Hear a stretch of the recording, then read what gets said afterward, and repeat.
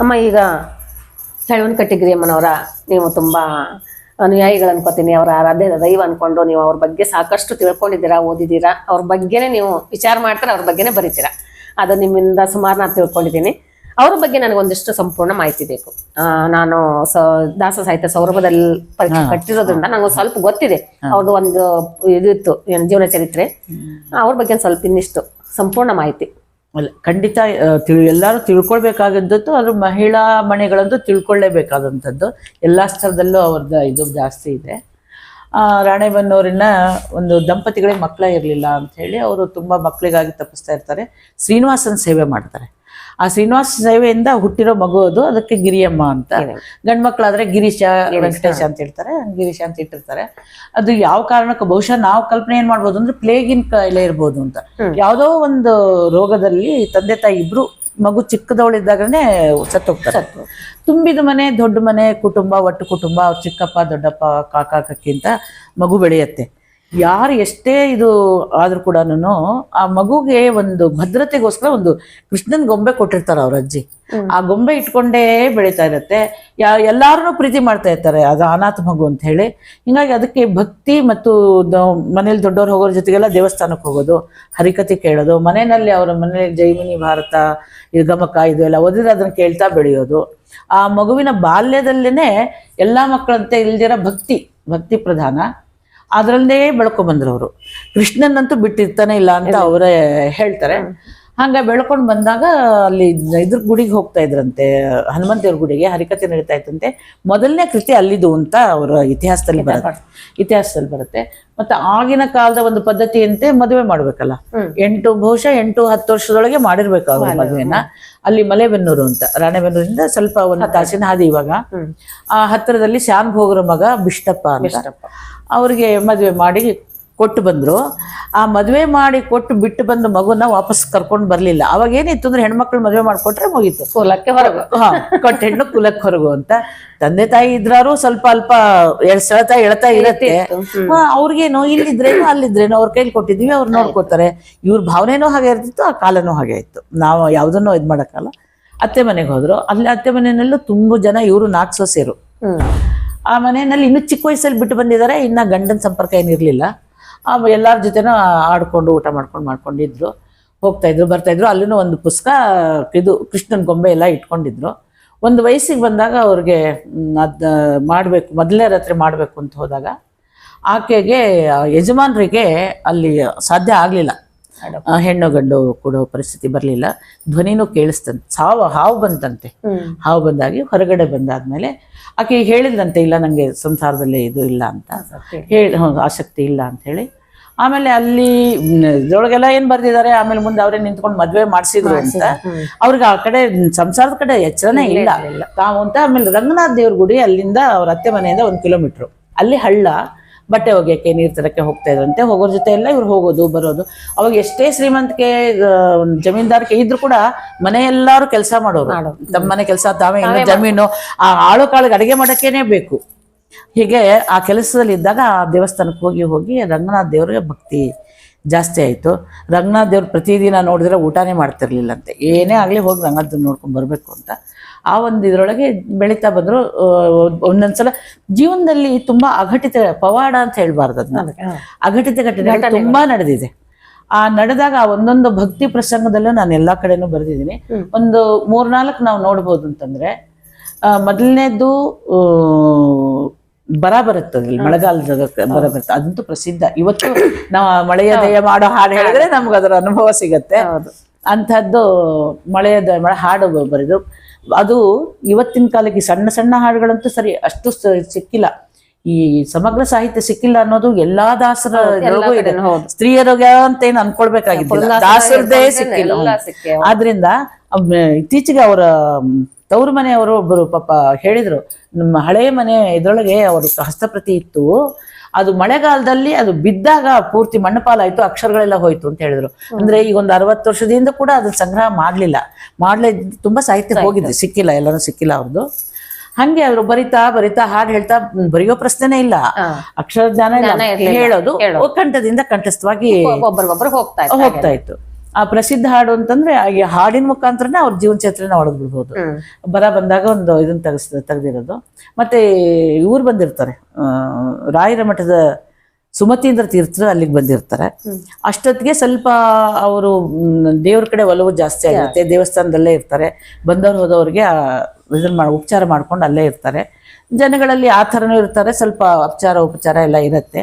ಆ ಸಂಸ್ಥಾನ ಪೂಜೆ ನಡಿಬೇಕಾದ್ರೆ ಎಲ್ಲ ಆದ್ಮೇಲೆ ಈ ಸುಮತೀಂದ್ರರು ಅವ್ರ ಕಡೆ ಗಮನ ಕೊಟ್ಟು ಆಕೆ ಮಾಡಿರೋ ಶ್ರದ್ಧಾ ಭಕ್ತಿ ಕೆಲಸ ನೋಡ್ಬಿಟ್ಟು ತೀರ್ಥ ಕೊಡೋಕ್ಕೆ, ಇದು ಬಹಳ ಇತಿಹಾಸ ಪ್ರಸಿದ್ಧ ವಿಷಯ, ಎಲ್ಲರೂ ಬರುತ್ತಿದ್ದು. ಹಂಗೆ ಬಂದಾಗ ಅಲ್ಲಿ ಜನ ಇದನ್ನ ಮಾಡ್ತಾರೆ, ಅವಳು ಬಂಜೆ ಅಂತ. ಇದು ಬಹಳ ಮಹತ್ವದ ಇದು ಅಂದ್ರೆ ಅವ್ರ ಹಿನ್ನೆಲೆ ಹೇಳಕ್ಕೆ. ಆವಾಗ ಅವರು ನೋಡ್ತಾರೆ ದಿವ್ಯ ದೃಷ್ಟಿಯಿಂದ ಸುಮತೀಂದ್ರರು, ಅವ್ರಿಗೆ ಗೊತ್ತಾಗುತ್ತೆ ಇವಳು ದೇವಕಿ ಅಂಶ, ಕೃಷ್ಣನ ಇದು ಮಾಡಿದವಳು ಈಗ ಹುಟ್ಟಿ ಬಂದಿದ್ದಾಳೆ ಅನ್ನೋದು ಗೊತ್ತಾಗುತ್ತೆ. ಅವಾಗ ಇಲ್ಲಮ್ಮ ನೀನು ತೋರಿಸ್ಬೇಕು ಇವ್ರಿಗೆಲ್ಲ ನೀನು ಬಂಜೆ ಅಂತ ಇದ್ದಾರೆ ಅಂತ. ಅವಾಗ ಅಲ್ಲೇ ಕೂತ್ಕೊಂಡು ಭಕ್ತಿಯಿಂದ ಮಾಡ್ದ. ಆ ಹಾಡು ಮುಗಿಯೋಷ್ಟೊತ್ತಿಗೆ ಗರ್ಭಗುಡಿಗಿಂದ ಮಗು ಅಂಬೆ ಗರಟ್ಕೊಂಡ್ಬಂದು ಕೊಡೆ ಮೇಲೆ ಕೊಡುತ್ತಂತೆ. ನೋಡ್ತಾರಂತೆ ಆ ಪುಣ್ಯವಂತರು ನೋಡಿ ಜನ. ಅವಾಗ ಅವರು ಸುಮತೀಂದ್ರ ಹೇಳ್ತಾರೆ ಅವಳು ಯೋಗ್ಯತೆ ಏನೋ, ಅವಳು ಬಂಜೆ ಅಲ್ಲ, ಆಮೇಲೆ ಅವಳು ಗಂಡ ಬಿಟ್ಟು ಬಂದವಳು ಅಲ್ಲ, ಇಲ್ಲಿ ಸೇವೆಗೆ ಅವಳು ಹುಟ್ಟಿರೋದೇ ಸೇವೆಗೆ ಕಳಿಸಿರ್ತಾನೆ, ಅದೇ ಅವಳು ಕರ್ತವ್ಯ ಅಂತ ಹೇಳಿ. ಅವಾಗ ಅದೊಂದು ಇತಿಹಾಸನೂ ಇದು ಆಗುತ್ತೆ. ಅವ್ರಿಗೆ ಮತ್ತೆ ಫಸ್ಟ್ ತೀರ್ಥ ಕೊಟ್ಟ ಮೇಲೆ ಅಲ್ಲಿ ಸ್ವಲ್ಪ ಸುತ್ತಮುತ್ತ ಎಲ್ಲ ಪ್ರಸಿದ್ಧಿಗೆ ಬರುತ್ತೆ. ಇಂಥ ಈಕೆ ಇದು ಮಾಡಿದಂಥ ಜಾತ್ರೆನಲ್ಲಿ ಒಂದು ಮಗುಗೆ ಇದಾಗಿರುತ್ತೆ, ಉಸಿರುಗಟ್ಟಿ ಎಳೆ ಮಗು ಬಂದಾಗ ಸತ್ತು ಹೋಗಿರುತ್ತೆ. ಅದನ್ನ ಕರ್ಕೊಂಡು ಬರ್ತಾರೆ. ಕರ್ಕೊಂಡ್ ಬಂದಾಗ ಅವ್ರು ನೋಡ್ತಾರೆ ಆಕೆಗೆ ಎಲ್ಲಾ ಥರದ ಜ್ಞಾನ ಇತ್ತು. ಜ್ಞಾನ ಇತ್ತು ಅನ್ನೋದಕ್ಕೆ ಹೇಳ್ತೀನಿ, ಜನ್ಮಾಂತ ಜ್ಞಾನ ಇದ್ರೆ ಮಾತ್ರ ಸಾಧ್ಯ ಅನ್ನೋದಕ್ಕೆ. ಈ ಸೀತಾ ಕಲ್ಯಾಣ, ಲವಕುಶರ ಕಾಳ ಅಂತ 2 ದೀರ್ಘ ಕೃತಿಗಳಿವೆ.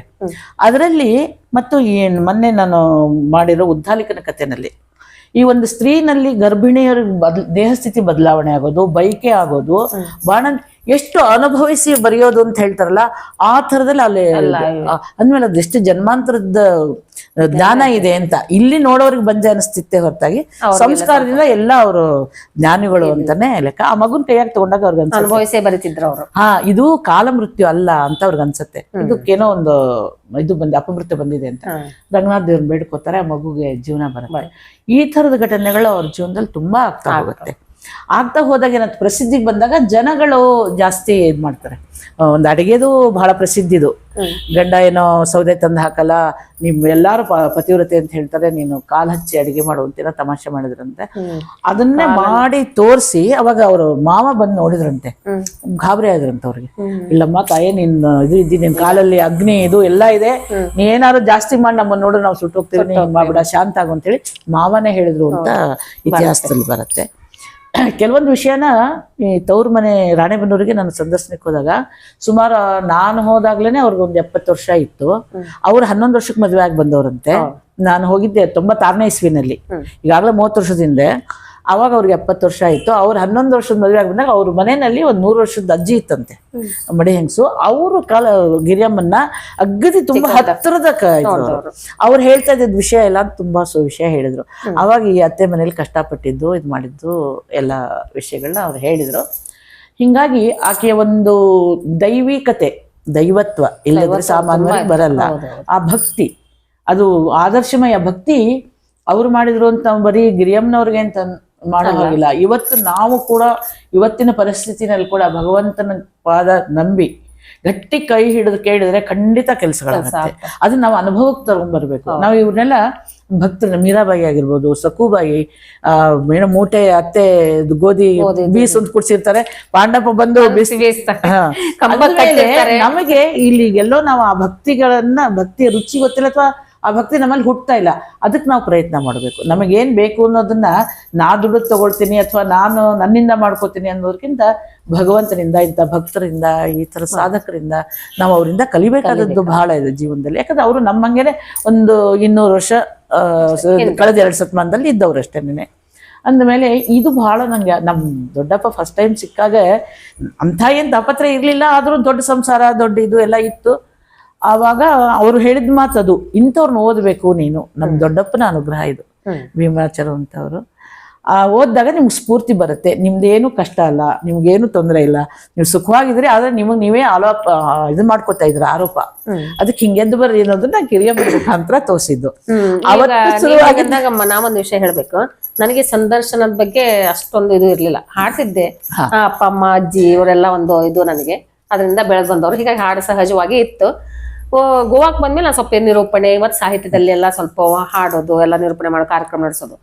ಒಂದು ಇನ್ನೊಬ್ಬರು ನನಗೆ ಸಂಬಂಧಿಕ ಜಿಕೆ ಅಂತ, ಅವ್ರು ಒಂದ್ಸರಿ ಹೇಳಿದ್ರು ನಮ್ಮ ಅಮ್ಮನ್ನೆಲ್ಲ ಸಾಧನೆ ನೋಡಿ, ಇಲ್ಲ ಮೇಡಮ್ ನೀವು ಇವ್ರದ್ದು ನಿಮ್ಮ ಅಮ್ಮಂದ ಸಂದರ್ಶನ ಮಾಡ್ಬೇಕು ಅಂತ ಹೇಳಿ. ಆ ಒಂದು ಸಂದರ್ಶನ ಮಾಡ್ಬೇಕು ಅಂತ ಒಂದೇ ಸರಿ ಅವ್ರು ನನಗೆ ಯಾಕೋ ತಲೆಯಲ್ಲಿ ನಂಗೆ ತುಂಬಾ ಕುತ್ಕೊಂಡ್ಬಿಟ್ಟಿತ್ತು. ಕುತ್ಕೊಂಡು ಅದಕ್ಕೆ ಎಲ್ಲದಕ್ಕೂ ಸಮಯ ಬರ್ಬೇಕು ನೋಡಿ. ಅಮ್ಮಂದು ಮಾಡ್ಬೇಕಂದಿತ್ತು, ಆಗಿರ್ಲೇ ಇಲ್ಲ. ಅನ್ಕೋತಿದ್ದೆ ಆಗತ್ತೋ ಇಲ್ಲ, ಒಟ್ಟ ತಲೆಯಲ್ಲಿ ಕೆಲಸ, ಆಮೇಲೆ ಒಂದೇ ದಿವಸ ಹೋಗೋದು ಬರೋದು. ಕಾಕಣ್ಕಿ ಮೈಪದಾಸ್ ಇದಕ್ಕೆ ಕರೆದ್ರು ನನಗೆ. ಅದು ಗೊತ್ತಿಲ್ಲ ನನಗೆ ನಿಜವಾಗ್ಲೂ. ನಾನು ಕುತ್ಕೊಂಡಿದ್ದೀನಿ, ಅಲ್ಲಿ ಕುತ್ಕೊಂಡಿನಿ. ಒಮ್ಮೆ ನನಗೆ ಇದಾಯ್ತು, ಅವ್ರಿಗೆ ಕೇಳಿದೆ ನಾನು, ನನ್ನ ತಲೆಯಲ್ಲಿ ಬಂದ್ಬಿಡ್ತು, ಇಲ್ಲಿಂದ ಶುರು ಮಾಡೋಣ, ಇಲ್ಲಿ ಸಂದರ್ಶನ ಮಾಡೋಣ ದೇವಸ್ಥಾನದ್ದು. ಫಸ್ಟ್ ನಂದು ಅಲ್ಲಿ ಸಂದರ್ಶನ, ನಾನು ಕ್ಷೇತ್ರ ಪರಿಚಯ ಮಾಡಿದ್ದು ವಿತ್ ಸಂದರ್ಶನ. ಹೀಗೆ ನಂದು ಇಲ್ಲಿವರೆಗೂ ನಿಜ ನೋಡಿ. ಈಗ ನಿಮ್ಮ ಅನುಭವ ಇನ್ನೊಬ್ರಿಗೂ ಅದು ಪಾಠ ಆಗ್ಬೇಕು ಅನ್ನೋದಕ್ಕೆ ಹೇಳ್ತೀನಿ. ಅವರು ನಿಮಿತ್ತ, ಅವ್ರು ನಿಮ್ಗೆ ಯಾರು ಹೇಳಿರಲ್ಲ, ಮುಂದೆ ನಿಮ್ಮಿಂದ ಇಷ್ಟೆಲ್ಲ ಆಗಬೇಕಾಗಿದ್ದಿದೆ, ಅವ್ರು ನಿಮಿತ್ತ ಮಾಡಿದ್ರು. ಮತ್ತೆ ಅವ್ರು ಹೇಳಿದ ಮಾತು ನಿಮ್ಗೆ ಅಷ್ಟು ಮನಸ್ಸಿಗೆ ಮುಟ್ಟಿತ್ತು. ಪ್ರಾಕ್ಟಿಕಲ್ ಆಗಿ ಇದು ನಮಗ್ ಕಾಣದ, ದೇವ್ರ ಕಾಣಲ್ಲ ಅಂತೀವಿ, ಇದೆಲ್ಲ ನಮ್ಮಲ್ಲಿ ಇದೆ. ಇವಾಗ ನಾವ್ ಅದನ್ನ ಗಮನಿಸ್ತಾ ಇಲ್ಲ, ಅನುಭವಿಸ್ತಾ ಇಲ್ಲ. ಅದನ್ನ ಮಾಡ್ಬೇಕ್ತಾ ಹೋಗ್ಬೇಕು. ಇದು ನೋಡ್ಕೊಂಡು ಹೋದ್ರೆ ಪ್ರತಿಯೊಬ್ಬರಿಗೂ ಅನುಭವ ಬಂದೇ ಬರುತ್ತೆ. ನಾವು ಎಷ್ಟೋ ಸಲ ಅನ್ಕೊಳ್ತೀವಿ, ಇವು ದೇವ್ರು ಕಾಪಾಡ್ದ ನಮ್ಮನ್ನ ಅಂತ. ಅವ ಇದ್ದಾನೆ, ಕಾಪಾಡ್ದ ಅಂತಾನೆ ನಮ್ಗಾಗಿರುತ್ತೆ. ಈ ಸಣ್ಣ ಸಣ್ಣದನ್ನ ಕಾಪಾಡ್ಕೊಂಡು, ನೀವ್ ಹೇಳಿದ್ರಿ ನಿಮ್ಮ ಅನುಭವ ಈ ತರ ಹೇಳಿದಾಗ, ನಾನ್ ಇವತ್ತು ಸಂದರ್ಶನ ಕೊಡೋ ಕೂತಿರೋ ಉದ್ದೇಶನೇ ಅದು.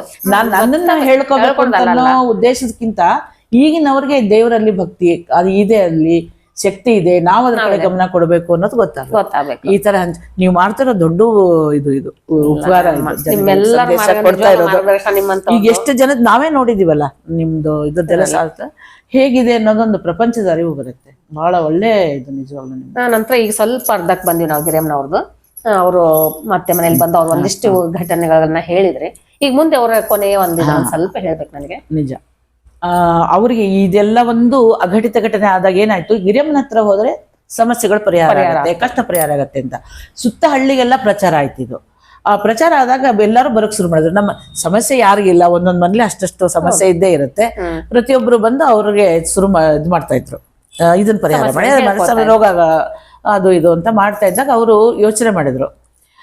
ಒಂದು ಇತಿಹಾಸದಲ್ಲಿ ಹೇಳ್ತಾರೆ, ಅಲ್ಲಿ ಏನೋ ಬ್ರಿಟಿಷರದ್ದು ಇದು ಬಂತು, ಅವ್ರ ಮೈದ್ನ ಜೈಲಿಗೆ ಸೇರಿದ್ರು ಮಾಡಿದ್ರು ಅಂತ, ಅದೇನೋ ಒಂದು ಇತಿಹಾಸ ಇದೆ. ಆದ್ರೆ ನಮಗೆ ಕಂಡಿರೋ ಅಧ್ಯಯನದಲ್ಲಿ ಏನು ಅಂತಂದ್ರೆ, ಅವಾಗ ಬರೀ ನಾನು ಇದ್ರೊಳಗೆ ಬೇರೆಯವ್ರಿಗ ಪುಂಗನೂರು ರಾಜನ್ ಕಣ್ಣು ಬರ್ಸಿದ್ದು ಒಂದು ದೊಡ್ಡ ಇತಿಹಾಸ, ಅವರಲ್ಲಿ ತುಂಬಾ ಇದೆ, ಅದನ್ನ ಒಂದೊಂದು ಹೇಳೋದಿದೆ. ಆವಾಗ ನನ್ನ ಉದ್ಧಾರ ಹೇಗೆ, ನನ್ನ ಇದು ಹೇಗೆ ಅಂತ ಅವ್ರಿಗೆ ಯೋಚನೆ ಬರುತ್ತೆ. ಅವಾಗ ರಂಗನಾಥ್ನಲ್ಲಿ ಪ್ರಾರ್ಥನೆ ಮಾಡ್ತಾರೆ, ಆಯ್ತು ನಿನ್ನ ಸಾಧನೆ ಮುಗೀತು, ನಿನ್ನ ಹೊರಡು ಇಲ್ಲಿಂದ ಅಂತ. ಅಂದ್ರೆ ಹೊರಡೋದು ಅಂದ್ರೆ ಎಲ್ಲಿ ಹೋಗ್ಬೇಕು ಅಂತ. ಅವರು ಚಿಕ್ಕ ವಯಸ್ಸಿಂದ ರಾಣಿಬೆನ್ನೂರು ಹುಟ್ಟಿದ ಜಾಗದಲ್ಲಿ ಅವ್ರ ಮನೆಗೂ ಗುಡಿಗೂ ತುಂಬಾ ಹತ್ರ.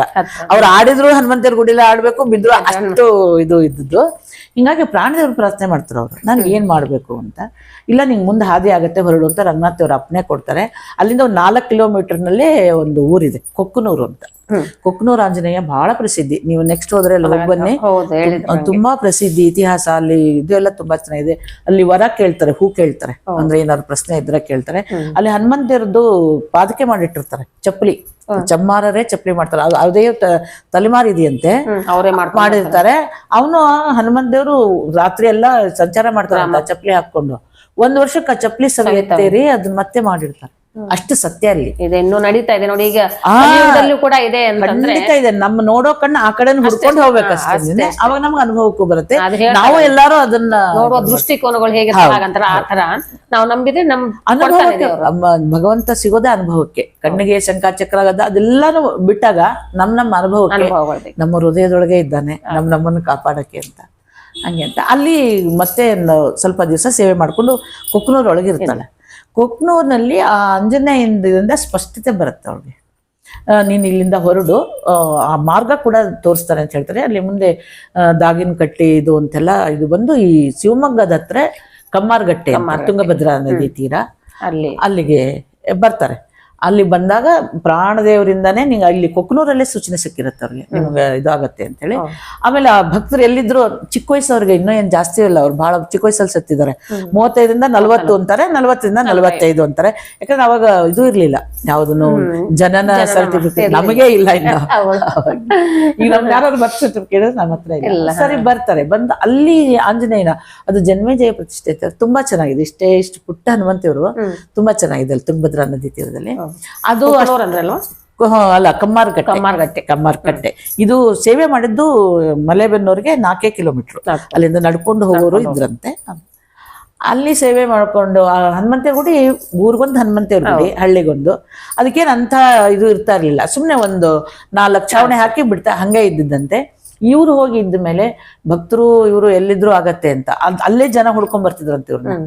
ಮತ್ತೆ ಇವ್ರ ಕಾಲಕ್ಕೆ ಆ ದೇವಸ್ಥಾನ ಎಲ್ಲ ಇದನ್ನ ಮಾಡಿ ಆ ನದಿ ಘಟ್ಟಕ್ಕೆ ಸ್ನಾನಘಟ್ಟ ಕಟ್ಟಿಸಿ ಎಲ್ಲ ಮಾಡಿ ಅಲ್ಲೇ ಎಷ್ಟು ಅಂತ ಗೊತ್ತಿಲ್ಲ, ಅಂತೂ ಅಲ್ಲಿ ವಾಸವಾಗಿ ಜನ ಅಲ್ಲೂ ಹುಡ್ಕೊಂಬಂದು ಅವರಿಂದ ಪರಿಹಾರ, ಮಕ್ಕಳು ಇದು ಬಾಲಾರಿಷ್ಟ ಇದು ಎಲ್ಲ ಪರಿಹಾರ ಮಾಡ್ಕೊತಿರ್ತಾರೆ. ಆಮೇಲೆ ಒಂದು ಶ್ರಾವಣ ನಾಗರ ಪಂಚಮಿ ಮಳೆಗಾಲ ತುಂಬಿ ಹರಿಯಂತ ತುಂಗಭದ್ರಾ ನದಿ, ಆ ನದಿನಲ್ಲಿ ಅವರು ಗೊತ್ತಾಗಿರುತ್ತೆ ಪ್ರಾಣದೇವರು ಬಂದು ಹನುಮಂತೇವ್ರು ಬಂದು ಕರ್ಕೊಂಡು ಹೋಗ್ತಾರೆ ಅನ್ನೋದು ಅಷ್ಟು ಗೊತ್ತಿರುತ್ತೆ, ಹೆಂಗೆ ಅಂತ ಗೊತ್ತಿರಲ್ಲ. ಒಂದು ಪುಟ್ಟು ಹನುಮಂತ ಬಂತಂತೆ, ಕೋತಿ ಬಂದು ಇವ್ರಿದ್ದಲ್ಲಿ ಬಂದು ಕೈ ಹಿಡಿದು ಹಿಂಗೆ ಎಳಿತಾ ಇತ್ತಂತೆ. ಅವಾಗ ಯಾಕೆ ಸುತ್ತಮುತ್ತ ನೋಡ್ತಾರೆ, ಹಬ್ಬ ಜನ ಸೇರಿದ್ದಾರೆ ಎಲ್ಲ ಇದೆ, ಅವ್ರಿಗೆ ಅದು ತಕ್ಷಣಕ್ಕೆ ಗೊತ್ತಾಗಿಲ್ಲ. ನಾನು ಇದೇನಿದು ಕೋತಿ. ಆಮೇಲೆ ನೆನಪು ಬಂತಂತೆ ಹನುಮಂತೇವರು ಅಂತಂದ್ರೆ ಪ್ರಾಣದೇವರು ಅಂದ್ರೆ ಇದೇ ಇರ್ಬೋದಾ, ಇಲ್ಲ ಇದು ಪುಟ್ಟು ಕೋತಿ, ನನಗೆ ಯಾಕೋ ಭ್ರಮೆ ಇದೆ ಅಂತ ಮನಸ್ಸಲ್ಲಿ ಬಂದ ತಕ್ಷಣ ಆ ಕೋತಿ ಬೆಳೆದು ನಿಂತ್ಕೊಂಡಂತೆ, ಬೆಳೆದ್ ನಿಂತ್ಕೊಂಡು ಅಲ್ಲಿ ನಾನೇ ಶಕ್ತಿ ಇದು ಅನ್ನೋದಕ್ಕೆ ಒಂದು ದೊಡ್ಡ ಮರ ಮೊನ್ನೆವರೆಗೂ ಇತ್ತು. ನಾವೀಗ ಪುಸ್ತಕದಲ್ಲೆಲ್ಲ ಆ ಮರಗಳನ್ನ ಹಾಕಿದೀನಿ ಇದೆ. ಇವಾಗ ಅಲ್ಲೇನೋ ಸ್ವಲ್ಪ ಏನೋ ಸುತ್ತ ಎಲ್ಲ ಹೊಲ ಇದು ಎಲ್ಲ ಸುಧಾರಣೆ ಮಾಡಿದ್ದಾರೆ ತೆಗಿದಾರ ಅಂತ ಹೇಳಿದ್ರು. ನಾನು ಇತ್ತೀಚೆಗೆ ಹೋಗಿಲ್ಲ, ಅವಾಗ ತುಂಬಾ ಹೋಗ್ತಾ ಇದ್ದೆ. ಮನಸ್ಸು ಬಂದಾಗ ಅದೇನೋ ಅಲ್ಲಿ ಹೋಗಿ ಬಂದ್ಬಿಡ್ಬೇಕು ಅನಿಸ್ತಿತ್ತು, ಅದು ಯಾಕೆ ಅಂತ ಗೊತ್ತಿಲ್ಲ. ಆ ಗಿಡನ್ನ ಅನಾಮತ್ತಾಗಿ ಎತ್ತಿ ಹಿಂಗೆ ಉಲ್ಟಾ ತಿರುಗಿಸಿ ಇಡುತ್ತೆ. ಇಟ್ಟಾಗ ಇವಳಿಗೆ ಗೊತ್ತಾಗುತ್ತೆ, ತಪ್ಪಾಯ್ತು ನಂದು, ನಿಮ್ಮ ಮೊದ್ಲು ರೂಪ ಇದು ಮಾಡ್ಕೊ ಅಂತ ಹೇಳಿ ಕೇಳ್ಕೊತಾರೆ. ಅಂದ್ರೆ ಆ ಕ್ಷಣ ಹೆಂಗಿರ್ಬೋದು, ಆ ಇದು ಹೆಂಗಿರ್ಬೋದು, ಅಂದ್ರೆ ಆ ಜೀವನದ ಯೋಗ್ಯತೆ ಅಷ್ಟೇ. ಸರಿ ಕೈ ಹಿಡ್ಕೊಂಡ್ರೆ ಅದು ತೀರಾ ನೀಟಾಗಿ ನದಿ ಕಡೆನೆ ಕರ್ಕೊಂಡು ಹೋಗುತ್ತಂತೆ. ಎಲ್ಲ ಜನ ನದಿ ಸ್ನಾನಘಟ್ಟದಲ್ಲಿ ಜನ ಎಲ್ಲ ಇದ್ದಾಗ ನೋಡ್ತಾ ಇದ್ದಾಗ್ಲೇನೆ ನಾವ್ ಹಿಂಗ್ ರೋಡಿನಲ್ಲಿ ಹೇಗೆ ನಡಿಬೇಕೋ ಅಲ್ಲಿ. ನಾನು ಫಸ್ಟ್ ಟೈಮ್ ಹೋದಾಗ ಅಲ್ಲಿ ಒಬ್ರು ಇದ್ರು, ಆ ಹನುಮಂತೇವ್ರ ಗುಡಿ ಪೂಜೆ ಮಾಡೋರು, ಅವ್ರ ಬಾಯಿಂದ ಅವ್ರ ತಾತ ಬರೆದಿಟ್ಟಿದ್ದು ಒಂದು ಪುಸ್ತಕ ಇತ್ತು. ಯಾಕಂದ್ರೆ ಅದೆಲ್ಲ ಇವಾಗ ಹೇಳಲೇಬೇಕು ಅಂತ. ಅವರು ಇದ್ರಲ್ಲಿ ನಮ್ಮ ತಾತ, ಅವ್ರ ತಾತ ಅಂತಂದ್ರೆ ನಾನು ಹೋಗಿದ್ದೆಲ್ಲ 90ನೇ ಇದ್ರಲ್ಲೇನೆ, 96, 97ರಲ್ಲೇನೆ ಸಂಶೋಧನೆಗೆ ಹೋಗಿದ್ದು. ಅವ್ರು ಪೂಜೆ ಮಾಡೋರೇ ಸುಮಾರು ಒಂದು 50 ವರ್ಷದವ್ರು ಇದ್ರು. ಅವ್ರ ತಾತ ಅಂದ್ರೆ ಇನ್ನೂ ಹಿಂದೆ ಹೆತ್ತತ್ರ ಅವ್ರ ಹತ್ರ ಇದ್ದಂಗೆ. ಅವರೆಲ್ಲ ಬರೆದು ಇವ್ರ ಜೀವನ ಚರಿತ್ರೆ ನಾಟಕ ಎಲ್ಲ ಮಾಡಿಸಿದ್ರಂತೆ. ಆ ಒಂದು ಹಸ್ತಪ್ರತಿಯನ್ನು ಕೊಟ್ಟಿದ್ರು, ತಗೊಂಡ್ ಬಂದ್ರೆ ಅಧ್ಯಯನ ಮಾಡಿದ್ದೆ. ಅದ್ರೊಳಗೆ ಇದೆಲ್ಲ ನಂಗೆ ಸಿಕ್ಕಿರೋ ಚಿತ್ರಣ. ಎಲ್ಲಾರು ಇದ್ದಂಗೆನೆ ಆ ಕೋತಿ ಕೈ ಹಿಡ್ಕೊಂಡು ನದಿಯೊಳಗೆ ನಡ್ಕೊಂಡು ಹೋದ್ರಂತೆ.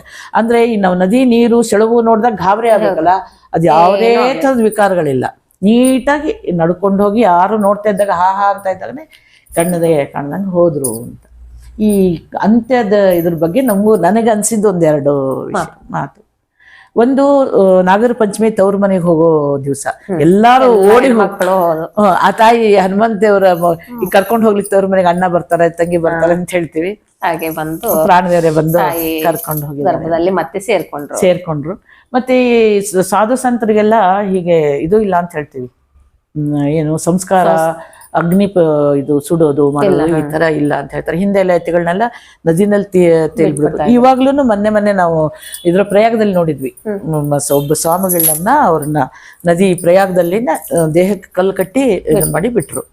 ಅದು ಮೊದ್ಲೆಲ್ಲ ಎಷ್ಟೊಂದು ಬೃಂದಾವನ ಎಲ್ಲ, ಇತ್ತೀಚೆಗೆ ಇದೆಲ್ಲ ಬೃಂದಾವನ. ಆ ಒಂದು ಅವರ ಅಂತ್ಯಕಾಲದ ದಿನ ನೋಡಿದ್ರೂ ಅವ್ರ ಯೋಗಿತಾವನ್ರು, ಅವರ ಜೀವ ಹೆಂಗಿತ್ತು, ಇದು ಹೇಗಿತ್ತು ಅಂತ ಅನ್ನೋದು ಗೊತ್ತಾಯ್ತು. ಇವತ್ತಿಗೂ ಅಲ್ಲಿ ಅವರು ಇದನ್ನ ಜಾತ್ರೆ ಅಂತ ಮಾಡ್ತಾರೆ. 4 ಥರದ ಜನ ಸೇರ್ತಾರೆ ಇದ್ರ ದಿವಸ, ಆರಾಧನೆ ದಿವಸ. ಮತ್ತೆ ಇದನ್ನ ಹೇಳ್ತಾರೆ, ಅವತ್ತು ಬಂದು ಎಲ್ಲಾರು, ನಾವು ಹೋದಾಗ ಒಂದು ಸಂಸಾರ ಇತ್ತಲ್ಲಿ, ಯಾಕೆ ಇಲ್ಲಿದ್ದೀರಾ ಅಂತಂದ್ರೆ ಇವಳಿಗೆ ಮೈಯಲ್ಗೆ ಏನೋ ಭೂತಾನ ಏನೋ ಮೆಟ್ಕೊಂಡಿದೆ, ಮನೆ ಇಲ್ಲಿ ಬಂದಿದ್ರೆ ಚೆನ್ನಾಗಿರ್ತಾಳೆ, ಮನೆ ಕರ್ಕೊಂಡು ಹೋದಂತ ಅಲ್ಲಿ ಇದ್ರು. ಒಂದು ಸಂಸಾರ ಆರಾಮಾಗೇ ಇದ್ಲು ಅವಳು. ಇವಾಗ ಕೂಡ ಹನುಮಂತೇವ್ರ ಗುಡಿ ಒಳಗೆ ಅವರು ಒಂದು ಇದು ಇದೆ ಅನ್ನೋದ್ರಿಂದ ಅಲ್ಲಿ ತುಂಬಾ ಚೆನ್ನಾಗಿ ನಡೆಯುತ್ತೆ, ಜಾತ್ರೆ ನಡುತ್ತೆ. ಈಗಲೂ ಕಮ್ಮಾರ್ಕಟ್ಟೆಯಲ್ಲಿ ಒಂದು ಮಲೇಬೆನ್ನೂರಲ್ಲಿ ಒಂದು ಜಾತ್ರೆ, ನಾವು ಈ ಸಲ ಮಲೇಬೆನ್ನೂರು ಜಾತ್ರೆಗೆ ಹೋಗಿದ್ವಿ. ರಾಣೆಬೆನ್ನೂರಲ್ಲಿ ಈಗ 3 ವರ್ಷ 4 ವರ್ಷ ಆಯ್ತು ಅವರು ಶುರು ಮಾಡ್ಕೊಂಡು, ನಾನು ಒಂದು 20 ವರ್ಷ ಆಯ್ತು. ಏನಕ್ಕೆ ಆರಾಧನೆ ಮಾಡ್ಬೇಕು ನಾವು ಮಾಡಿದ್ದು ಅಂದ್ರೆ, ಆ ಆರಾಧನೆ ಪ್ರಯುಕ್ತ ಜ್ಞಾನ ಕಾರ್ಯ ಅವ್ರ ಬಗ್ಗೆ ತಿಳ್ಕೊಳ್ಳೋದು, ಅಲ್ಲಿರೋದನ್ನ ನಾವು ಒಂಚೂರು ಅಳವಡಿಸ್ಕೊಳ್ಳೋದು. ನನ್ನ ಆರಾಧನೆ ಶುರು ಮಾಡಿದ್ದಂಗೆ, ನನ್ನ ಕಾಲದಲ್ಲಿ ಹೆಣ್ಮಕ್ಳು ಆರಾಧನೆ ಮಾಡೋದಂದ್ರೆ ಸ್ವಲ್ಪ 25 ವರ್ಷದ ಹಿಂದೆ, ಅವಾಗ ಹೆದರ್ಕೊಂಡೆ ಶುರು ಮಾಡಿದ್ರೆ. ಇಷ್ಟೇ, ಏನಿಲ್ಲ, ಅವ್ರ ಸಾಹಿತ್ಯ, ಅವ್ರ ಜೀವನ, ಅವರ ಆದರ್ಶ, ಅದನ್ನ ನಾವು ಅಳವಡಿಸ್ಕೊಂಡು. ಇನ್ನೊಂದು ನನಗೆ ಈಗ ಹೆಂಗೆ ಸ್ವಾಮಿಗಳದ್ದು ಇವ್ರದ್ದು ದಾಸರ್ದು ಒಂದು ವೃಂದಾವನ ಮಾಡ್ತಾರೆ, ಹೆಣ್ಮಕ್ಳು ಹಾಗೆ ಮಾಡೋ ಹಾಗಿಲ್ವ? ಇಲ್ಲ, ಅದಕ್ಕೆ ಏನಾದ್ರು ಒಂದ್ ಮಾಡ್ಬೇಕು ಅನ್ಸಿದ್ರೆ ಪ್ರತಿಮೆ ಮಾಡಿಸಿ ಅವ್ರ ಪ್ರತಿಮೆ ಮಾಡ್ಬೋದು, ಆದ್ರೆ ಈ ವೃಂದಾವನ ಹೇಗೆ ಹಾಗೆ ಮಾಡೋ ಹಾಗಿಲ್ವಾ? ಅಲ್ಲ, ಅವ್ರಿಗೆ ಮೃತ್ತಿಕಾ ಅಂತ ತಗೊಂಡು ಅದನ್ನ ಮಾಡ್ತಾರೆ, ವೃಂದಾವನ ಇದನ್ನ ಮಾಡ್ತಾರೆ. ಅದರಿಂದ ಇಲ್ಲ ಇವತ್ತಿನವರೆಗೂ ಯಾವುದು ನಾವು ಸ್ಮರಣೆ ಮಾಡೋದು ಮತ್ತೆ ಇದ್ರದ್ದು ಶಿಲಾದ್ದು ಪ್ರತಿಮೆ ಮಾಡಿ ಇಟ್ಕೊಳ್ಳೋದು. ಇದನ್ನ ಆರಾಧನೆ ಅಂತಂದಾಗ್ಲೂ ನಾನು ದೊಡ್ಡವ್ರನ್ನ ಕೇಳಿದೆ, ನಾವೇನು ಇದಕ್ ಕುಡ್ಸಲ್ಲ, ಈ ತರ ಯತಿಗಳ ಆರಾಧನೆ ಅಲ್ವೇ ಅಲ್ಲ. ಆರಾಧನೆ ಮಾಡೋದು ಹೆಣ್ಮಕ್ಳು ಸೇರಿ ಅವ್ರ ಸಾಹಿತ್ಯ, ಅವ್ರ ಆದರ್ಶ, ಭಜನೆ, ಕೀರ್ತನೆ ಇವತ್ತೂನು ಸುಮ್ನೆ ಅಂತ ಹೇಳೋದಲ್ಲ, ಗಿರಿಯಮ್ಮನವ್ರ ಹೆಸರಿಂದ ಬೇಡ್ಕೊಂಡವ್ರಿಗೆ ಗಿರಿಯಮ್ಮನವ್ರ ಇದಕ್ಕೆ ಕೆಲಸ ಕಾರ್ಯ ಆಗತ್ತೆ. ಅಲ್ಲಿ ಇದ್ರಲ್ಲಂತೂ ರಾಣೆಬೆನ್ನೂರಲ್ಲಂತೂ ತುಂಬಾನೇ ನಡೆಯುತ್ತೆ. ನಾನು ಒಂದು ಔಷಧಿ ಕೊಡ್ತಾ ಇದ್ದೆ ಮಕ್ಕಳಾಗ್ಲಿಕ್ಕೆ, ಕೊಟ್ಟಾಗ ನಾನಲ್ಲ ಅಂತಾನೆ ನನ್ನ ಭಾವನೆ. ಅದು ಗಿರಿಯಮ್ಮನವ್ರು ಮಾಡಿದ್ದು ಅಂತ ಒಂದಿಷ್ಟು ಸಕ್ಸಸ್ ಆಗಿದೆ, ತುಂಬಾ ಜನಕ್ಕಾಗಿತ್ತು. ಈ ನಡುವೆ ಮತ್ತೆ ಅದನ್ನೆಲ್ಲ ಇದು ಎಲ್ಲ ಸಿಕ್ಕಲ್ಲ, ಔಷಧಿದು ದೃಷ್ಟಿ ಮಂತ್ರ, ಇವು ಮಂತ್ರಗಳಾಗ್ತದೆ. ನಾನು ಏನೇ ಕೆಲಸ ಮಾಡಿದ್ರು ಆ ಹಿರಿಯರ ಒಂದು ಇದನ್ನ ತಗೊಂಡು ಮಾಡ್ತಾ ಇದ್ದಾಗ ಅವ್ರದ್ದೇ ನಡೆಯೋದು. ಅದು ಒಂದು ವಿಶೇಷ. ನಮ್ಮ ಅಮ್ಮನೂ ಕೂಡ ಇವಾಗ್ಲೂ ಚೇಳ ಕಟ್ಟೋದಕ್ಕೆ, ದೃಷ್ಟಿಗೆ ಅವೆಲ್ಲ ಮಾಡ್ತಾರೆ. ಗ್ರಹಣ ಟೈಮ್ ನಲ್ಲಿ ತುಂಬಾ ಸಾಧನೆ ಮಾಡ್ತಾರೆ. ಹೌದು, ಅವಾಗ್ಲೇನೆ ಮಂತ್ರಗಳ ಸಿದ್ಧಿ ಆಗ್ಬೇಕು. ಅವಾಗ್ಲೇನೆ ಅಲ್ಲ, ಇದನ್ನ ನಮ್ಗೆ ಹೇಳ್ಕೊಟ್ಟವ್ರು ಉಪಕಾರ ಅಂತ ಇಲ್ಲಿ ನಾವು ದಕ್ಷಿಣೆ ಆಗ್ಲಿ ದುಡ್ಡಾಗ್ಲಿ ಏನು ಇಸ್ಕೊಳ್ಳಲ್ಲ. ಅದು ನಮ್ಮಿಂದ ಆಗೋ ಉಪಕಾರ ಅಂತ, ದಾನಗತೆನೆ ಹೋಗ್ಬೇಕದು. ನಮ್ಮಿಂದ ನೇರ ಒಂದಿಷ್ಟು ಜನಗಳಿಗೆ ಸ್ವಲ್ಪ ಉಪಕಾರ. ಎಷ್ಟೆಷ್ಟು ಎಜುಕೇಶನ್ ಅವರು ಇದ್ರವ್ರು ಇದ್ದವ್ರು ಕೂಡ ಬಂದು ದೃಷ್ಟಿ ಮಂತ್ರ ಇದು ಮಾಡ್ತಾರೆ, ಹಾಕೊಂಡು ಅಂದ್ರೆ ಅದರಲ್ಲಿ ಒಂದು ಶಕ್ತಿ ಇದೆ. ಮಂತ್ರದಲ್ಲಿ, ತಂತ್ರದಲ್ಲಿ, ಅದರಲ್ಲಿ ಶಕ್ತಿ ಇದೆ. ಅದೆಲ್ಲ ನಾನು ಏನೇ ಮಾಡಿದ್ರು ನಂದಲ್ಲ ಅನ್ನೋದು. ಇಲ್ಲ, ನಂದು ನಿಮ್ದು ನಮ್ಮಲ್ಲಿ ಏನಿದೆ ಹೇಳಿ, ನಿಂತು ಮಾಡ್ಸೋನ್ ಬೇರೆ. ನೀವೇ ಹೇಳಿದ್ರಿ, ನಿಮ್ಮ ಅನುಭವ ಹೇಳಿದ್ರಿ. ಈಗ ಪ್ರತಿಯೊಬ್ಬರಿಗೂ ಅದು ಬರುತ್ತೆ, ಅದನ್ನ ನಡೆಸ್ಬೇಕು. ಗೊತ್ತಿಲ್ಲ, ನಾನು ಇಷ್ಟೊಂದು ಈ ರೀತಿ ನಿಮ್ಮನ್ನಂತವ್ರನ್ನ ಸುಮಾರು ನೀವು ಬಹುಶಃ 60-70 ಸಂದರ್ಶನ ಈಗ ಇವತ್ತು ನಿನ್ನೆ ಮೊನ್ನೆ 62ನೇದು ಮಾಡಿದೆ, ಬಟ್ ಇನ್ನು ಎಡಿಟಿಂಗ್ ಇದೆ, ಬಹುಶಃ 70ನೇ ನೀವು. ನಾನು ಈ ಸಂದರ್ಭದಲ್ಲೂ ಏನ್ ಅನ್ಕೊಳ್ತೀನಿ ಅಂತಂದ್ರೆ, ನಾನು ಎಲ್ಲೂ ತರ್ಕೋಬಾರ್ದು ಅನ್ಕೊಂಡು ನಿಮ್ಮ ಆ ಫೋನ್ ಬಂದಾಗ್ಲಿ ಇವಾಗ್ಲೂ ನಂಗೆ ಆಶ್ಚರ್ಯ ಆಗುತ್ತೆ. ಅವ್ರು ಹೇಳಿದಾಗ ಇನ್ನಿಬ್ರಿಗೆ ಸ್ಟ್ರಿಕ್ಟ್ ಆಗಿ ನಾನು ಬೇಡ ಅಂತ ಹೇಳಿದೆ. ಇವ್ರು ಅದೇನ್ ಹೆಂಗಂದ್ರೆ ಅಲ್ಲೂ ಮತ್ತೆ ಗಿರಿಯಮ್ಮ ನಿಂತ್ಕೊಂಡ್ರೆ ನೋಡಿ, ನಾನು ಗಿರಿಯಮ್ಮ ರಾಣೆಬೆನ್ನೂರಿಗೆ ಅವ್ರ ಜನ್ಮಸ್ಥಳಕ್ಕೆ ಹೋದೆ, ಅವ್ರ ಮುಂದ್ ಕುತ್ಕೊಂಡು ಹಾಡು ಕೂಡ ಹೇಳಿ ಬಂದೆ. ಅವ್ರ ವೃತ್ತ ಜೀವನ ನಿಮ್ಮಿಂದನೇ ಆಗ್ಬೇಕಾಗಿತ್ತು, ಅಲ್ಲಿ ಆಗ್ಲಿಲ್ಲ. ಅದು ಹೇಳಿ ಶುರು ಮಾಡ್ಬಿಟ್ರೆ ನಂಗೆ ಒಂಥರ ಭಾವೋದ್ವೇಗ ಕಂಟ್ರೋಲ್ ಮಾಡ್ಕೊಂಡು ಹೇಳ್ತಾ ಇದ್ದೀನಿ. ತುಂಬಾ ಅನುಭವಿಸಿ ಅದರಿಂದ ಉದ್ಧಾರ ಆಗಿರೋದು. 2 ದಿವಸ ನಾನು ಪ್ರಯತ್ನ ಮಾಡಿದೆ, ಅವರು ಸಂಜೆ ಸೆಲೆಕ್ಟ್ ಅವ್ರ ಜೊತೆ ತಗೊಳ್ಬೇಕಂತ, ಆಗಿಲ್ಲ ನೋಡಿ. ಅದು ನಿಮ್ಮಿಂದನೇ ಅದು ಜನಕ್ಕೆ ಮುಟ್ಟಬೇಕಾಗಿದೆ ಅಲ್ವಾ? ಇರುತ್ತೆ ಹಾಗೇನೆ ಅಲ್ವ. ನಿಜವಾಗ್ಲೂ ತುಂಬಾ ಖುಷಿ ಆಯ್ತು. ಗೊತ್ತಿಲ್ಲ ನಿಮ್ಮನ್ನ ಈ ರೀತಿ ಬಂದು ಸಂದರ್ಶನ ಮಾಡ್ತೀನಿ ಅಂತ. ಅಲ್ಲ, ಅದಕ್ಕೆ ನಾನು 2-3 ಸಲ ಸ್ವಲ್ಪ ಇದನ್ನ ಮಾಡಿದ್ದೆ ಬೇಡ ಅಂತ, ಆಮೇಲೆ ಅನಿಸ್ತು ಇಲ್ಲ ಅದಕ್ಕೂ ಒಂದು ಇದು ಇದೆ, 4 ಜನಕ್ಕೆ ತಿಳಿಯತ್ತಲ್ಲ. ಯಾವಾಗ್ಲೂ ಒಳ್ಳೆ ಸೇವೆ, ಸಮಾಜ ಸೇವೆ ಇಂತ ಒಂದು ಇದನ್ನ ಅದಕ್ಕೆ ಒಬ್ಬೊಬ್ರಲ್ಲಿ ನಿಂತು ಮಾಡಿಸ್ತಾರೆ. ಅವ್ರು ಯಾರೋ ಹೇಳಿದ್ರು, ಇನ್ಯಾರೋ ಕೇಳಿದ್ರು, ಇನ್ಯಾರೋ ನಡೀತಾ ಇತ್ತು. ನಾನು ನಮ್ಮ ಅನುಭವನ ಹೇಳ್ತಾ ಇದ್ದೀನಿ. ನಾನು ಒಳ್ಳೆ ಬೇಡ ಅನ್ಕೊಂಡು ನಮ್ಮನೇಲಿ ಸ್ವಲ್ಪ ಜಾಸ್ತಿ ಪ್ರಚಾರ ಅಲ್ಲ, ಇದು ಪ್ರಚಾರ ಅಲ್ಲ, ಇದು ಕರ್ತವ್ಯ. ನೀವು ಎಷ್ಟು ಒಳ್ಳೆ ಕೆಲಸ ಮಾಡ್ತಾ ಇದ್ದೀರಾ, ಪ್ರಚಾರ ಮಾಡ್ಕೊಡ್ತಲ್ಲ ಜನಕ್ಕೆ, ನಾವು ಸಂದೇಶವನ್ನು ಅವಶ್ಯಕತೆ ಕೊಡ್ತೇವೆ ಅಷ್ಟೇ. ನಮ್ದು ನಾವಷ್ಟೇ ಎಷ್ಟು ಹಿರಿಯರು ನೋಡ್ತೀವಿ, ಎಷ್ಟು ಅನುಭವ ಕೇಳ್ತೀವಿ, ಬೇಕು ನೋಡಿ. ಎಷ್ಟೋ ಜನಕ್ಕೆ ಇವಾಗ ನಂದು ಇನ್ನೂ ಒಂದಿದೆ ಅಮ್ಮ, ನೀವು ನಾನು ಎಲ್ಲರೂ ಇಲ್ಲಿ ಮನೆ ಹತ್ತಕ್ಕೆ ಬಿಟ್ಟು ನಾನು ದಿವಸ ಬಂದು ನಿಮ್ಮಿಂದ ವಿಷಯಗಳನ್ನ ತಗೋತಾ ಇದ್ದೆ. ಅಂದ್ರೆ ಈಗ ನೋಡಿ, ನಮ್ಮ ಬ್ರಾಹ್ಮಿನ್ಸ್ ಅಷ್ಟೇ ಅಲ್ಲ, ಯಾವ್ದೇ ನಾವು ಜನಾಂಗವನ್ನು ತಗೊಳ್ಳಿ, ಹಿರಿಯರ ಹಬ್ಬ ಹರಿದಿನಗಳೆಲ್ಲ ಮರೆಯಾಗಿ ಹೋಗ್ತಿದೆ. ಅದನ್ನ ನಾನು ಉಳಿಸ್ಬೇಕು. ಪ್ರತಿಯೊಬ್ಬರಿಂದ ಅದನ್ನ ತಿಂಗಳ ನಾವು ಚೈತ್ರನ ಹಿಡ್ಕೊಂಡು ಪ್ರತಿಯೊಂದು ಹಬ್ಬವನ್ನ ತಿಳಿಸ್ಬೇಕು, ಅದರ ಆಚರಣೆ ಹೇಳ್ಬೇಕು ಅಂತಿದೆ ನನಗೆ. ಅದನ್ನ ನೋಡೋಣ ಮುಂದಿನ ದಿವಸ ಮಾಡಿದೀನಿ. ಹಬ್ಬದ ಇದ್ರೆ ಅದನ್ನ ನೋಡ್ಬಿಟ್ಟು ಬೇಕಾದ್ರೆ ನಾನೇ ಹೇಳ್ತೇನೆ. ಆದ್ರೂ ನಾವ್ ಹೇಳೋಕ್ಕಿಂತ ನಿಮ್ಮ ಬಾಯಿಂದ ಬಂದ್ರೆ ಅದಕ್ಕೆ ಜನಕ್ಕೆ ತುಂಬಾ ನೋಡಿ. ಸಲ ಉಗಾದಿಯಿಂದ ಯಾವಾಗಾದ್ರೆ ಸ್ವಲ್ಪ ಈ ನನ್ಗೂ 12 ಮಾಸ ಗೌರಿ ಹೇಳ್ಬೇಕು ಅನ್ನೋದಿದೆ. 12 ಮಾಸದಲ್ಲಿ ನಾವು ಪ್ರಸಿದ್ಧ ಗೌರಿಗಳು ಮಾಡ್ತೀವಿ, ಸ್ವರ್ಣ ಗೌರಿ. ಆದ್ರೆ ಪ್ರತಿ ತಿಂಗಳು ಅದನ್ನ ಹೇಳ್ಬೇಕು ಅನ್ಕೊಂಡಿದೀನಿ. ನೋಡೋಣ, ಸ್ವಲ್ಪ ಮಾಡಿದ್ರೆ ನಮ್ಮೆಲ್ಲರಿಗೂ ಒಳ್ಳೇದಾಗತ್ತೆ ಅನ್ಕೋತೇನೆ. ತಿಳಿಸ್ಬೇಕು, ತಿಳಿಸೋದು ನಮ್ ಕರ್ತವ್ಯ. ಒಂದು ವಿಷಯಗಳನ್ನ ತಿಳ್ಕೊಂಡೆ, ಇನ್ನೂ ನಿಮ್ಮಿಂದ ಇನ್ನಿಷ್ಟು ವಿಷಯಗಳನ್ನ ತಿಳ್ಕೊಳ್ಬೇಕು. ಇನ್ನು ಗಿರಿಯಮ್ಮನವರು ಕೂಡ ಮಾತಾಡಿ ಸಾಕಷ್ಟಿದೆ, ಮುಗಿಲಾರ್ದದ್ದು. ಆದ್ರೆ ಸಂಕ್ಷಿಪ್ತವಾಗಿ ತಿಳಿಸ್ಕೊಟ್ಟಿದ್ದೀರಿ. ತುಂಬಾ ಅದಕ್ಕೆ ನಾನು ಧನ್ಯವಾದ ಹೇಳಲೇಬೇಕು ನಿಮ್ಗೆ. ಅನಂತರ ಇನ್ನೊಂದು ವಿಷಯ, ನಾನು ಆಗ್ಲಿಂದನೂ ಸುಮಾರು 2-3 ಸಲ ಪ್ರಸ್ತಾಪ ಮಾಡಿದ ಆ ವಿಷಯವನ್ನ, ಇಂದಿನ ಸಮಾಜದಲ್ಲಿ ಮಕ್ಕಳು ಅನ್ಕೊಳ್ಳಿ, ಸ್ತ್ರೀರು ಅನ್ಕೊಳ್ಳಿ, ಪುರುಷರು ಅನ್ಕೊಳ್ಳಿ, ಎಲ್ಲರಿಗೂ ಇಂದಿನ ಸಮಾಜದಲ್ಲಿ ಹೇಗೆ ಹೋಗ್ಬೇಕು, ಹಿಂದಿನ ಒಂದು ನಮ್ಮ ಸಂಸ್ಕಾರನ ಹೇಗೆ ಬೆಳೆಸ್ಕೋಬೇಕು, ಆ ನಿಟ್ಟಿನಲ್ಲಿ ನೀವು ಏನ್ ಹೇಳಿ ಬಯಸ್ತಾ ಇದ್ದೀರಾ? ನಂಗೂ ಅದರ ಬಗ್ಗೆ ಬಹಳ ಯೋಚನೆ ಬರುತ್ತೆ. ನಾವೇನು ಒಂದು 50 ದಾಟಿದವ್ರು ಎಲ್ಲ ಮಹಿಳೆಯರು ಇದೀವಲ್ಲ, ಇಂಥ ಮಾಧ್ಯಮ ಇದೆ, ಇಂಥ ಇದನ್ನ ಮಾಡೋರು ಇದ್ದಾರೆ, ನಾವೆಲ್ಲ ಸೇರಿ ನಮ್ಮ ಅನುಭವಗಳನ್ನ ಈಗಿನ ಪೀಳಿಗೆಗೆ ಅದರ ರುಚಿನ, ಅದರ ವ್ಯವಸ್ಥೆನ, ಅದರ ಅನುಭವನ ತಿಳಿಸ್ಕೊಡೋ ನಿಟ್ಟಿನಲ್ಲಿ ಪ್ರಯತ್ನ ಮಾಡಬೇಕು. ನಾವು ಅದಕ್ಕೆ ನಾನು ಆವಾಗಲೇ ಹೇಳಿದೆ, ಎಲ್ಲ ನಮ್ಮ ರಾಮರಾಜ್ಯ ಅಯೋಧ್ಯೆಯಲ್ಲಿ ರಾಮ ಬಂದು ನಿಂತಿರೋದ್ರಿಂದ ದೇಶದಲ್ಲಿ ಎಲ್ಲ ಒಳ್ಳೆ ಯುವಕರಿಂದ ಹಿಡಿದು ಸ್ತ್ರೀಯರಿಂದ ಹಿಡಿದು ಬದಲಾವಣೆ ಕಾಣಿಸ್ತಾ ಇದೆ. ಆ ನಿಟ್ಟಿನಲ್ಲಿ ನಾವು ಕೆಲಸ ಮಾಡ್ತಾ ಹೋಗೋಣ ಅಂತ. ಅದಕ್ಕೆ ಮೊನ್ನೆ ನಾವು ಈ ನರಕ ಚತುರ್ದಶಿ ದಿವಸ ಮಹಿಳಾ ದಿನಾಚರಣೆ ಅಂತ ಶುರು ಮಾಡಿದ್ದೀವಿ. ಆ ಒಂದು ಬ್ರಾಂಚಲ್ಲೂ ನಾವು ಕೆಲಸ ಮಾಡೋ ಒಂದು ಅಪೇಕ್ಷೆ ಇದೆ.